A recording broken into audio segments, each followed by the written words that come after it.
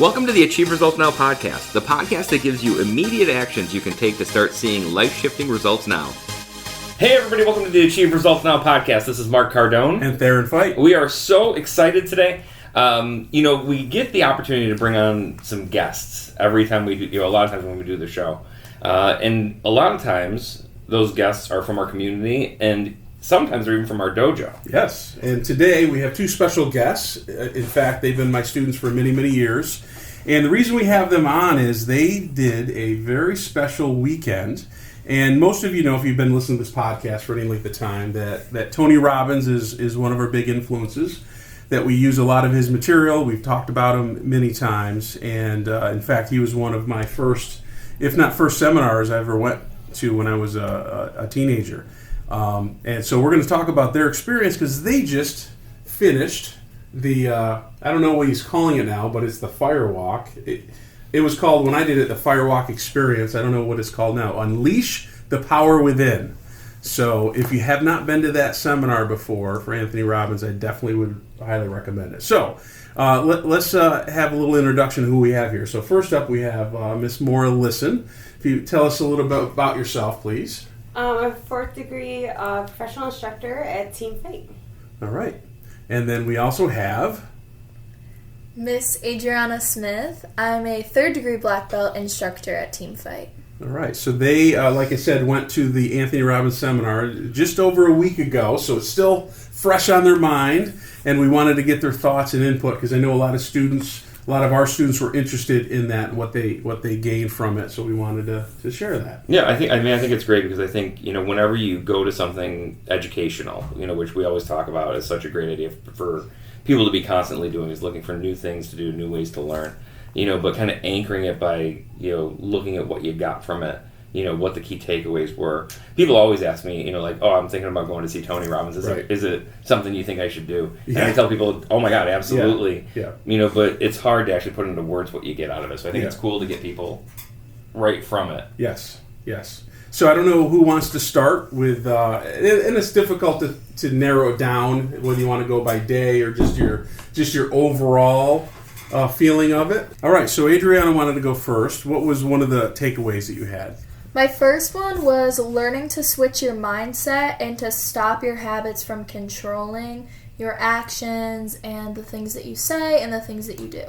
Right, and I think the big thing is if your habits are serving you, obviously you want to keep those going, but oftentimes what we don't realize that the habits that we have that aren't serving us, that we just do. That's why they're called habits, but it's the bad habits that we're talking about to change them. In fact, I know we've done a couple podcasts on habits. So yeah, no, absolutely, and nobody ever wants to change their good habits. No. They're like, I have this terrible habit of working out every day. It's terrible, But definitely focusing on that. But I like what you said about switching mindset. Because I think that's one of those things that I don't want to say it's easy to do. But it's a simple thing where all you have to do is change your mind a little bit, and you can really change the course of your day, your actions, and a lot of things. So talk about that. Talk about that like a little bit. So one of the things that he had us do was going back to the Firewalk that we did, and we put our fist, we got to pick which hand, and we squeezed it super tight, and he was talking about things that were happy and exciting, and we were thinking about good memories. So when we did the Firewalk, we would squeeze our fist and our brain would switch back to grabbing your fist being a good thing instead of thinking about all the things that could go wrong with the Firewalk. Mm-hmm. And since I've been back, I've used it a couple times, like when I was stressed out or upset about something, just squeezing your fist, and it just is so much easier. Yep. It's funny setting that up because, so often when we're doing things, especially new things, we tend to think in our head about the things that are going to go wrong. Mm-hmm. I see that everywhere. I see that from people trying to post on social media for their business.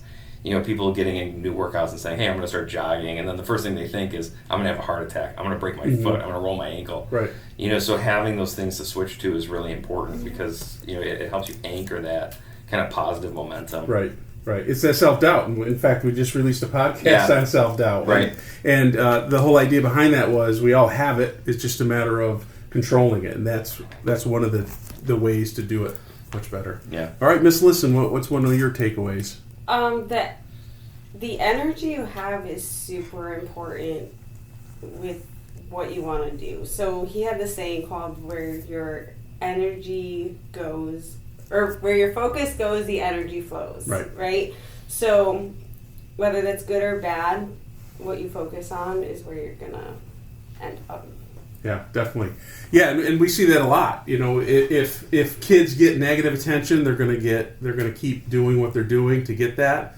You know, so when you're training kids or any students, you have to make sure that you're reinforcing the things that you want to see, not the things you don't want to see. You know, just like the thing is, somebody's walking across the floor and you say, "Don't trip." What happens? They trip. Instead of doing that, you say, "Watch out." That's way better. Or "Look out" is way better than "Don't trip," because their mind is thinking, "Oh, I have to trip." Mm-hmm. They didn't hear the "don't" part. Yeah. Yeah.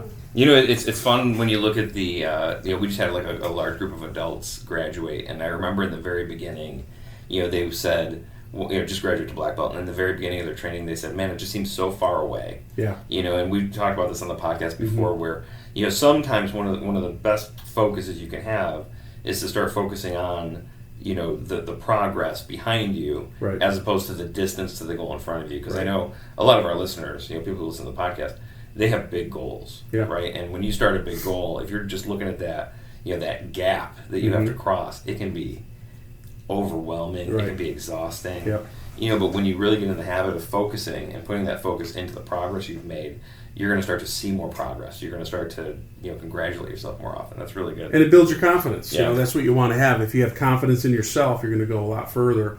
And the whole energy thing is truly that. And it doesn't necessarily mean it's like rah-rah energy, and it can be, and that certainly works, but most of the time it's really just making sure it's focused energy. It's your focus in the right direction. Mm-hmm. So, all right, Miss Smith, what else do you have?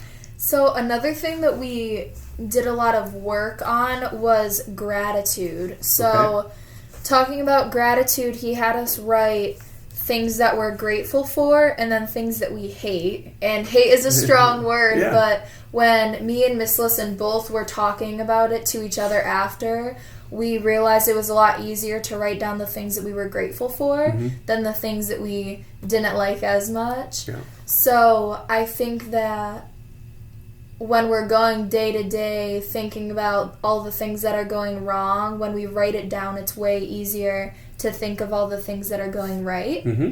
And I think doing that more will help everybody and myself being happier and more comfortable with situations instead of just thinking that everything's going wrong. Right. It's probably not a podcast that goes by we don't mention gratitude. And we've done many podcasts on gratitude, and one of our big things to end the day is always with gratitude. And that's easier said than done, but I think it's a lot easier once you do it a while and it just becomes a habit, and then you're changing your mindset and your habits of thinking.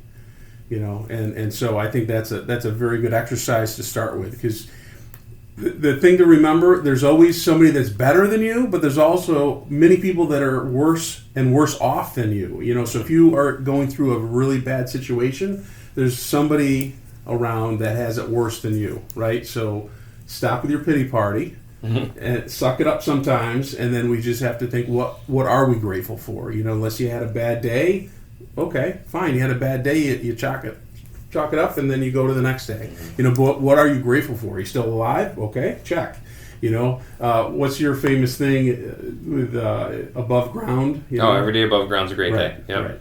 And I think Tony Robbins said it. A lot of people say it, but you can't be grateful and fearful at the same time. Right. Your brain can't process both of those things. So, getting in that again, talking about habits, getting in that habit of exercising our gratitude really just helps set us up for the to get our mindset focused on looking for more things to be grateful for, as opposed to looking for those little things that trip us up. Yeah, because that's easy. It's easy to look for the negative. Everybody does that. You want to be average, you want to be above average. That's really...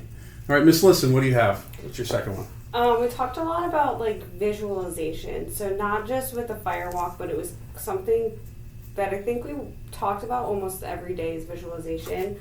Getting over the fear, and he gave us a lot of different ways to, especially with the fire walk, different ways to visualize us walking over the fire. And we talk about that a lot in karate, breaking the boards and like doing ricotta's and a lot of that. And just like a lot of different ways to walk over the fire and see it in a different light so it's not so intimidating. Right. And then he used it in a different day. I forget if it was like 2 or 3. Like, where do you want to see yourself in like 10 or 20 years? Right. Or like, then he was talking about like the past, present, and future. So that was really cool to see all the different exercises that he talked about with visualization and how powerful that can be in your everyday life. Yeah. I mean, I think, the best way to predict, they say the best way to predict the future is to create it. Right. And I think, something that people tend to do is they tend to get into a mindset where they say, okay, well, I'm going to, be this type of person. And when I get there, this is what I'm going to do. Right. As opposed to saying, I'm going to be this kind of person and this is what this person does on a daily basis and I'm going to do it now. Right. And that's really where I think that visualization comes in, is actually sitting there in your head for a minute and saying, okay, like, I want to be a fit person. What does a fit person, I'm sitting down at McDonald's right now. What is a fit person? Is this what a fit person does? Right. Right. The answer is no. That's right. The fit person doesn't, wait until they're fit to start eating healthy. They start, so I think being able to visualize that is a huge predictor, of what your future is going to look like. For sure. Yeah. Going off of that, for my third one, I said setting smaller goals on the way. So knowing what you want your future to look like, but not, like we talked about earlier, because it's so far away. You have to put the steps in place before you can get there. Yeah. And he talked about a lot of that, and he did this thing where we closed our eyes and thought about where we don't want to be. Okay. And it was very emotional for a lot of people, but I think that for both of us, it really helped, like, see what things we can do to not get to a place where we don't want to be and to get to the place where we do want to be. Yeah. So just setting smaller goals on the way to your main thing, which we talk about a lot here. Yeah. I think a mistake a lot of people make if they're not into personal development is they think that it's only about positive thinking, and there's no realism in it, and that's not the case. Now, I'm not saying it's not the case in certain people that teach it, but Anthony Robbins doesn't teach it that way, and certainly we don't teach it that way here at the dojo. Is you want to be realistic of where you're at, but you also need to see the vision of what you can become, and you have to have the courage to get there.